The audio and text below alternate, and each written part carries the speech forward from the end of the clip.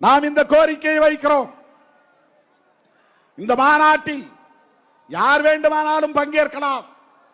இது அனைவருக்குமான பொது கோரிக்கை.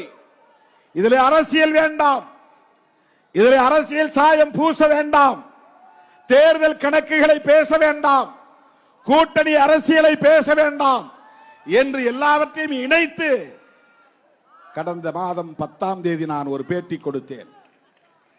அதே பேட்டியிலே அடுத்த நொடியிலே அந்த வார்த்தைகள் இருக்கின்றன.